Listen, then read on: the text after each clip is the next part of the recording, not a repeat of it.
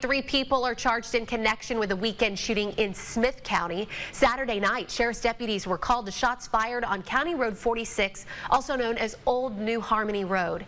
2 people were taken to hospitals with non-life-threatening injuries, and investigators tell us one of the victims has since been released.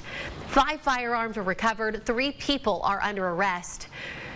Sir Ricardel Ortiz, Israel Ortiz, and Jacathian Medlock are all charged with unlawful possession of a firearm by a felon and deadly conduct. This morning they are out of jail on bond.